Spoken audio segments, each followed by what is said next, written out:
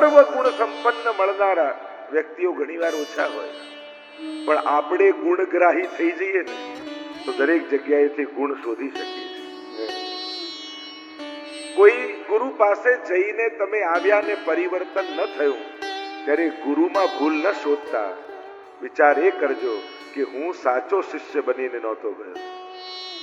જો શિષ્યત્વ સાચું હશે તે ગુરુત્વ અસર કરશે, કારણ કે ગુરુત્વ એ ભગવાનનો ધર્મ છે. વ્યક્તિઓ તો નિમિત્ત હોય છે. બ્રહ્મ સંબંધ પણ જે આપવામાં આવે છે મહાપ્રભુજી જ આપે છે. આજે પણ મહાપ્રભુજી બ્રહ્મ સંબંધ આપે છે અને વૈષ્ણવની ભીતર રહેલા દમલાજી જ એ ગદ્ય મંત્રનું સ્મરણ કરે છે. આ તો આપણે લોકો એમ કે તારું આ ઘર, મારું આ ઘર, તારી આ ગાદી, તારી આ ગાદી. નાના હતા ત્યારે ઘર ઘર રમીએ, બરાબર છે. મોટા થઈને રમો છો આ ઘર ને પેલું ઘર, ઘર ઘર ભટકતા. અરે રહ્યો મોહે શ્રી વલ્લભ ગ્રહ ભાવે. આપણે ત્યાં બે જ ઘર છે, એક નંદ ઘર અને બીજું શ્રી વલ્લભ ઘર. આ બે જ ઘર અને એ બે ઘરમાં જ પ્રવેશ કરવાનું છે. જે વલ્લભના ગૃહે પ્રવેશે વલ્લભ એને નંદ ઘરમાં પધરા મોકલી દે. બસ આ બે જ ઘર છે.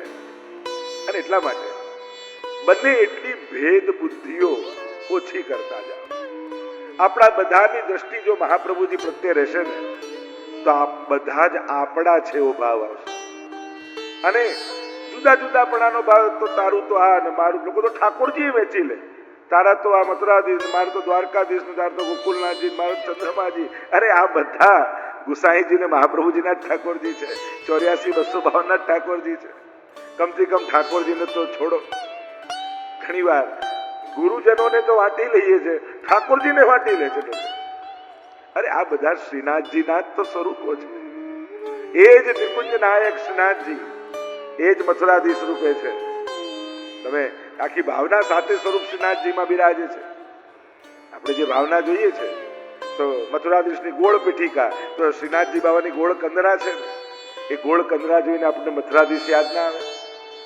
બીજું સ્વરૂપ શ્રી વિઠ્ઠલનાથજીનું, બંને હાથ કમર પર, નાથ દ્વારા જાઓ તો દર્શન કરો. તો શ્રીનાથજીનો જમણો હાથ મુઠ્ઠી વાળો કમર પર જુઓ તો તમને વિઠ્ઠલનાથજીનું સ્મરણ ન થાય. શ્રીનાથજીની ચોરસ પીઠિકા તો દ્વારકાધીશનું સ્મરણ ન થાય. શ્રી ગોકુલનાથજી ઊંચો હાથ કરીને બિરાજ્યા તો શ્રીનાથજી બાવાનો ઊંચો હાથ જોઈએ તો ગોકુલનાથજીનું દર્શન ન થાય. ગોકુલ ચંદ્રમાજી શ્રીનાથજી બાવાના બે કુંડળ વાળા મુખારવિંદના દર્શન કરો તો ગોકુલ ચંદ્રમાજીના દર્શન થાય. છઠ્ઠું સ્વરૂપ બાલકૃષ્ણલાલજી શ્રી શ્રીનાથજી બાવાના ચીબુકના ઠોડીના દર્શન કરો તો તમને બાલકૃષ્ણલાલજીનું સ્મરણ ન થાય. મદન મોહનલાલજી શ્રી શ્રીનાથજી બાવા બે સ્વામીજી સાથે જેમ બિરાજી રહ્યા છે એમ શ્રીનાથજી બાવાના બંને કુંડળ, તો મુખારવિંદમાં ચંદ્રમાજી, બંને કુંડળ સહિત મદન મોહનલાલ. તો અનેક અનેક ભાવો આપણે ત્યાં શ્રીનાથજીના જ આ બધા સ્વરૂપો છે. સકળ વ્રજમાં પોઢિયા વાલા કરે વિવિધ રસદાન, એ લીલા મારે મન વસો જે ભક્ત માંગે માનજી. જ્યારે પુષ્ટિ ભક્તિ ત્યારે જ ફલિત થઈ કહેવાશે કે તમને જુદા જુદા સ્વરૂપ નહીં, એ જ શ્રીનાથજી જુદી જુદી લીલા કરતા દેખાશે ત્યારે માનજો કે હવે પુષ્ટિ માર્ગ ફલિત થયો. જ્યારે દરેક વલ્લભ કુલમાં વલ્લભના દર્શન થશે ત્યારે માનજો કે હવે મને પુષ્ટિ માર્ગ ફલિત થયો. ભેદ બુદ્ધિઓને ઓછી કરો. એક જ સ્વરૂપ જુદા જુદા સ્વરૂપે લીલા કરી રહ્યું છે, ક્રિયા કરી રહ્યું છે, એ ભાવ સ્થિત કરો. વ્યક્તિઓને જોશો તો વંટાઈ જશો, વલ્લભને જોશો તો એક થઈ જશો. અને એટલા માટે શ્રી મહાપ્રભુજીની ઝાંખી કરી શ્રી વલ્લભને જોઈ આપણો ભાવ દ્રઢ કરો. અન્ય વિચાર માત્ર અન્ય આશ્રય છે. વલ્લભ સિવાયનો કોઈ વ્યક્તિ તરીકેનો વિચાર આવવો એ જ લૌકિકતા છે. લૌકિકતા છે શું? અલૌકિકતા મટીને લૌકિક વિચાર, એ જ લૌકિકતા. વલ્લભ ન જોઈ કોઈ વ્યક્તિ રૂપે ઓળખવા એ જ લૌકિકતા છે. શ્રીજી ન જોઈ કોઈ જુદા રૂપે જોવા એ જ લૌકિકતા છે. જ્યાં ભેદ છે ત્યાં ભાવ નથી, અને જ્યાં ભાવ છે ત્યાં ભેદ નથી. જે વિભક્ત નથી એ જ ભક્ત છે. જેની ભક્તિ સમગ્રતાને સ્વીકારે છે એ જ વૈષ્ણવતા છે, જે ચર્ચા આપણે મૂળ કરી રહ્યા છે. પરીક્ષિત મહારાજને ભીતરમાં કોઈ સદગુરુની પ્રાપ્તિની ઈચ્છા છે. ચાલ્યા છે, ઋષિ મુનિઓને પૂછે છે 7 દિવસ છે, મારો ઉદ્ધાર થઈ શકે? મુનિઓ કહે અમે હજારો વર્ષોથી તપ કરીએ છીએ, અમારો ઉદ્ધાર નથી થયો તો 7 દિવસમાં તારો ક્યાંથી થાય? પણ જ્યારે અંતઃકરણમાં એમ થાય ને કોઈ સાચો સદગુરુ મળે ત્યારે ભગવાન જ ગુરુ રૂપ ધારણ કરીને સામે પ્રગટ થઈ જતા હોય. તત્રા ભવદ ભગવાન વ્યાસ પુત્રો, વ્યાસ પુત્રની સાથે ભગવાન શબ્દ જોડે. ભગવાન જ સુખદેવજી સ્વરૂપે પ્રગટ થઈ ગયા. આજાન બાહુ છે, લાંબા લાંબા કેશ છે, વિશાળ વક્ષસ્થળ છે, કમળની પાંખુડી જેવા નેત્ર છે, અને એને જોતા જ એમ લાગ્યું આમના હાથે જ મારો ઉદ્ધાર લખાયો. ગુરુ એ જ છે જેને જોતા જ એમ લાગે મારો ઉદ્ધાર આના હાથે લખાયો. એટલે ગુરુમાં 3 લક્ષણ જોઈએ. ગુરુ સમદર્શી હોવો જોઈએ, બધા પ્રત્યે સમભાવ. ગુરુ પારદર્શી હોવો જોઈએ, આર પાર દેખાયો. અને ત્રીજું, ગુરુ દૂરદર્શી હોવો જોઈએ. ભવિષ્યમાં શું થવાનું છે, કેવો સમય આવવાનો છે, જીવ જાણી શકતો નથી, પણ ગુરુ અગાઉથી ચેતવે છે. એટલે જ આપણે ત્યાં ગુરુ કૃપા દ્વારા ભગવત પ્રાપ્તિ કહી છે. એમાં કોઈ વ્યક્તિની મહત્તા નથી વધારી. અરે રાસમાં એક હાથ ગોપીઓએ ઠાકોરજીનો પકડ્યો છે અને તોય મનમાં મદ આવી ગયો. તો વિચાર કરો, આપણો હાથ છૂટે તો હજારો જન્મોના અંતરાય થઈ ગયા છે. કેટલી બધી સંભાવના છે, એ અહંકારની, એ ક્રોધની, એ લોભની, એ દ્વેષની. રાસમાં શરદ પૂર્ણિમાની રાત્રિમાં વૃંદાવનની મધ્યમાં ભગવાનનો હાથ પકડ્યો છે, છતાંય મદ આવે તો સાધારણ જીવનું શું ગજું? એટલે જ હું તો કહું કે એક હાથ જો ઠાકોરજીનો પકડ્યો હોય તો બીજા હાથથી ગુરુના ચરણ પકડી રાખવા, જેથી જીવનમાં ક્યારે અહંકાર ના આવે. જેને ગુરુના ચરણ પકડ્યા છે એ ગુરુ કૃપાથી ક્યારે ભગવદ હસ્ત છૂટતો નથી. અહીંયા સુખદેવજીને આવતા જોયા, દોડતા પરીક્ષિત મહારાજ ચરણોમાં પડ્યા છે. 2 પ્રશ્નો કર્યા. પહેલો પ્રશ્ન એ કર્યો કે જીવ માત્રના કલ્યાણનો ઉપાય શું? પહેલો પ્રશ્ન સમષ્ટિગત પૂછ્યો, પ્રત્યેક જીવના કલ્યાણ. અને બીજો પ્રશ્ન કર્યો, જેનું મૃત્યુ નિકટ હોય એને શું કરવું જોઈએ? 2 પ્રશ્નો કર્યા. અહીંયા સુખદેવજી કથાને વિરામ તરફ લઈ જાય છે, પ્રથમ સ્કંદની. અને અહીંયા પરીક્ષિત મહારાજના પ્રશ્નથી પ્રથમ સ્કંદનો વિરામ થાય છે. દ્વિતીય સ્કંદ એ સાધન લીલા છે. જેવો અધિકાર એવી સાધનમાં રુચિ. સુંદર ચર્ચા કરી છે ને. પ્રશ્ન સાંભળીને સુખદેવજી ખૂબ પ્રસન્ન થયા છે. પ્રશ્ન પણ એવા પૂછો કે ગુરુને પણ ભગવાનનું સ્મરણ થાય, એને પણ પ્રભુનું ચિંતન થાય, એવી જિજ્ઞાસા અભિવ્યક્ત કરીએ એ શ્રેષ્ઠ જિજ્ઞાસા છે. પણ હા, જીવ કોને કહેવા જાય?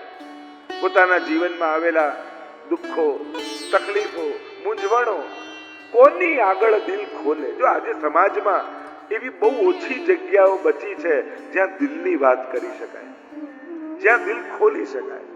કારણ કે મોટા ભાગના લોકો તો મજાક કરે, થયો ને દુઃખી, અમે તો જાણતા હતા આ જ લક્ષણનો છે. લોકો પોતા બીજાના દુઃખને પણ મજાક બનાવી દે. આજે સમાજમાં એવી જગ્યાઓ જ નથી રહી જ્યાં માણસ હૃદય ખોલીને વાત કરી શકે. અને એટલે કોઈ ગુરુ આગળ, કોઈ મહાપુરુષ આગળ, કોઈ ભગવદી આગળ ક્યારેક પોતાના જીવનની મૂંઝવણ કહો, એમાં કોઈ પાપ નથી, કોઈ અપરાધ નથી. આપણે શ્રેષ્ઠ નથી થઈ શકતા, પણ કોઈ શ્રેષ્ઠનો આશ્રય જરૂર કરી શકીએ છીએ. જો ઘણીવાર ભગવાનમાં ઘણા ન માનતા હો, કદાચ તમે ભગવાનમાં ન માનતા હો, પણ ભગવાનને જે માને છે એને માનવા લાગો ને તોય કૃપા ઠાકોરજીની થઈ જાય. સીધા કદાચ કુવામાંથી પાણી આપણે ન કાઢતા હોય, પણ એમાંથી મોટર લગાડીને ટંકી ભરાઈ હોય, એમાંથી નળ ખોલો તો એમાં જલ આવી જાય. એમ જેને ભગવત ભાવથી પોતાના હૃદયને ભર્યો છે ક્યાંક એના આશ્રય યા એના આશીર્વાદ મેળવી લો ને તો એ કાર્ય થઈ જાય.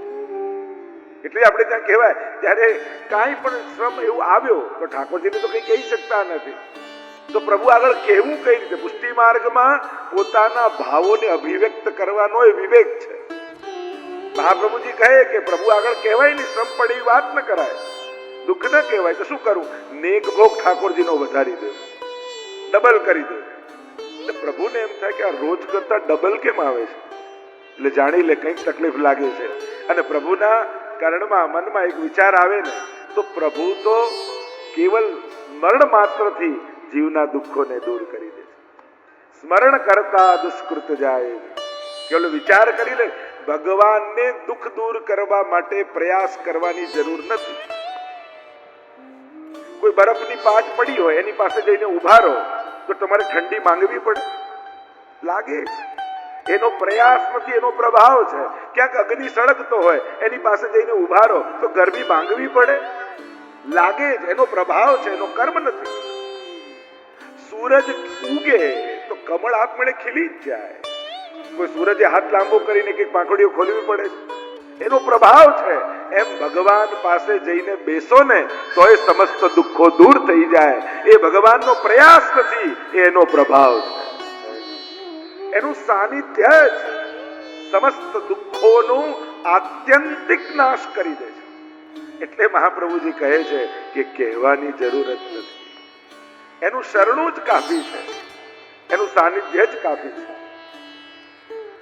તો પ્રભુને વિવેક પૂર્વક અને જ્યારે પ્રશ્નો કર્યા છે સાંભળીને સુખદેવજી ખૂબ પ્રસન્ન થયા. બોલ્યા, વરિયાનેશ તે પ્રશ્ન કૃતો લોકહિતમ નૃપ. પ્રસન્ન થઈને કહ્યું, મહારાજ તમે શ્રેષ્ઠ પ્રશ્ન કર્યો છે. જો આ દ્વિતીય સ્કંદ સાધન લીલા, જેનો જેવો અધિકાર એવી એને સાધનમાં રુચિ. જો આપણે ભલે સેવા જ કરતા હોઈએ પણ ઘણા કે અમને તો ફૂલઘરની સેવામાં જ આનંદ આવે, કોઈ કે અમને તો સામગ્રી બનાવવાનું કહો એટલું બનાવી દે, અમને એમાં બહુ રુચિ છે. કોઈ કે કીર્તન ગાવાનું કહો તો તમે કહો તો આખો દિવસ ગાઈ દે. કરીએ છે સેવા જ, પણ છતાંય અધિકાર અનુસાર સેવામાં રુચિ હોય છે. અને જ્યાં રુચિ છે ત્યાં શ્રમ નથી, ત્યાં આનંદ છે. કારણ કે સેવા એ વૈષ્ણવની પ્રવૃત્તિ નથી, વૃત્તિ છે. પ્રવૃત્તિ માનશો તો થાકી જશો, વૃત્તિ બની જશે ને તો જેટલું કરશો એટલો આનંદ વધશે. જ્યારે સેવા વૈષ્ણવનો સ્વભાવ બની જાય, જેમ નાનું બાળક હોય એને કેવું પડે, બેટા થોડી વાર તો રમી ના આવો, એ રમવામાં જ હોય, કારણ કે ત્યાં એની વૃત્તિ છે. ભણાવવા બેસાડવો પડે, એની પ્રવૃત્તિ થઈ જાય. જ્યાં જેને રસ છે ત્યાં એને આનંદ છે. વૈષ્ણવને સેવામાં જ રસ હોય. જેની આંખો સેવા શોધતી હોય ને એ જ વૈષ્ણવ. એ તો ઘણી વાર લોકો હવેલીના મનોરથમાં કથામાં અમને ક્યાં કહ્યું છે કંઈક કરવા.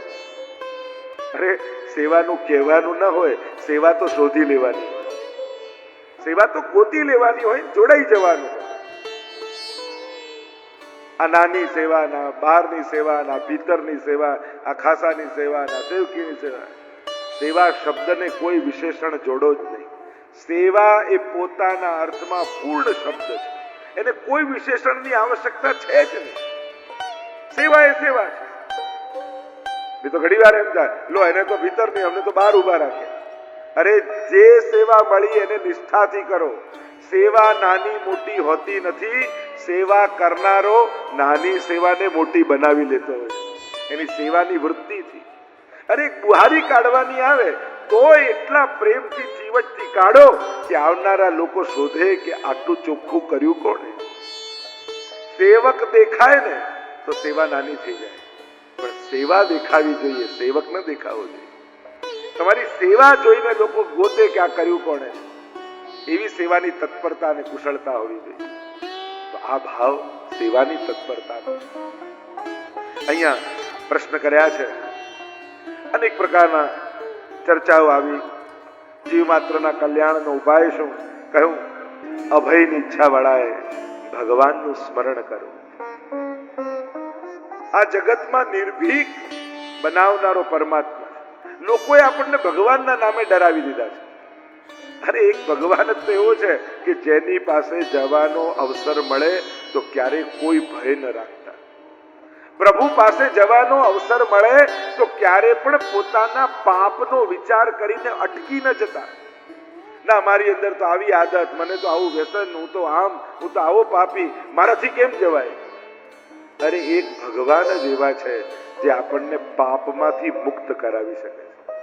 બાકી કોઈ નામાં એ સામર્થ્ય નથી કે તમને પાપથી મુક્ત કરી શકે. ભગવાન એકમાત્ર અહમ ત્વા સર્વ પાપેભ્યો મોક્ષયિષ્યામિ મા શુચઃ. ગીતાજીમાં ભગવાનનો ઉદ્ઘોષ છે, સર્વ ધર્માન પરિત્યજ્ય મામ એકમ શરણમ વ્રજ. તું મારા એકની શરણમાં આવ, હું તને તારા બધા પાપોમાંથી મુક્ત કરીશ. પ્રભુમાં જે સામર્થ્ય છે. અનેક પ્રકારના પ્રશ્નોની ચર્ચા આવી છે. સૃષ્ટિ સર્જનનો ઇતિહાસની ચર્ચા આવી. ભગવાનના નાભીમાંથી, કમળમાંથી બ્રહ્માજી, અને બ્રહ્માજી ચારે બાજુ શોધવા લાગ્યા કે હું આવ્યો ક્યાંથી. કમળની ડાળની અંદર ગયા, અંત ન પામ્યા. બહાર આવ્યા, ચારે બાજુ જળ છે, અને જળમાં પરપોટા થાય ને, પરપોટા ફૂટે તો અવાજ આવે, તપ તપ તપ. ત ને પ આ બે શબ્દ સંભળાયા. તપ કરવા માટે બ્રહ્માજી બિરાજી ગયા. ભગવાન પ્રસન્ન થયા. ચતુશ્લોકી ભાગવતનો ઉપદેશ બ્રહ્માજીને આપ્યો છે. જો ભાગવત 12 સ્કંદ, 335 અધ્યાય, 18,000 શ્લોક છે. એ 18,000 શ્લોકો આ 4 શ્લોકનો જ વિસ્તાર છે, જે ભગવાને બ્રહ્માજીને કહ્યા છે. એટલે ભાગવતના આદિ વક્તા સ્વયં ભગવાન છે. એટલે ભાગવતની વ્યાખ્યા કરતા કહ્યું ને, ભગવતા પ્રોક્તમ ભાગવતમ, ભગવતા ઉદિતમ ભાગવતમ. જે ભગવાને કહ્યું એ ભાગવત. એટલે ભાગવતના મૂળ વક્તા સ્વયં ઈશ્વર છે. ચતુશ્લોકી ભાગવતનો ઉપદેશ આપતા પ્રભુ બોલ્યા, અહમેવા સમેવાગ્રે નાન્યદ યત સદ સત્પરમ પશ્ચાદહમ યદેતચ્ચ યો વશિષ્યેત સોસ્મ્યહમ. બ્રહ્મ, જીવ, માયા અને જગત, આ 4 વેદાંતના મુખ્ય 4 વિષયો છે. બ્રહ્મનું સ્વરૂપ શું છે, માયા શું છે, જીવનું શું સ્વરૂપ છે, અને આ જગતનું શું સ્વરૂપ છે. વેદાંતના મુખ્ય 4 શબ્દો, અને એના ઉપર જ જુદા જુદા મત છે. એ વિશિષ્ટાદ્વૈત હોય, દ્વૈતાદ્વૈત હોય, અદ્વૈત હોય, આ જુદા જુદા મતો બ્રહ્મ, જીવ, જગત અને માયા, આ 4 ઉપર જ સર્વના વિસ્તાર છે. બ્રહ્મનું સ્વરૂપ સમજાવતા કહ્યું, કાંઈ જ નહોતું ત્યારે હું હતો, બધું જ છે, હું જ છું, કાંઈ નહીં રહે, કેવલ હું રહીશ. આ જ બ્રહ્મ છે. આગળ અન્ય ચર્ચાઓ કરવામાં આવી. અનેક પ્રકારની સૃષ્ટિ સર્જનની વાત કરી. 10 લક્ષણો ભાગવતમાં બતાવવામાં આવ્યા. જ્યાં 5 લક્ષણ હોય પુરાણ, અને જેમાં 10 લક્ષણ હોય મહાપુરાણ. શ્રીમદ ભાગવત મહાપુરાણ છે. 17 પુરાણો અને 18મું શ્રીમદ ભાગવત એ મહાપુરાણ. જો આપણે ત્યાં ધર્મ ગ્રંથોના પણ જુદા જુદા વર્ગીકરણ છે. સૂત્ર ગ્રંથો હોય, સ્મૃતિ ગ્રંથો હોય, ઉપનિષદ હોય, જેને વેદાંત આદિ કહીએ, એ જ રીતે પુરાણો છે.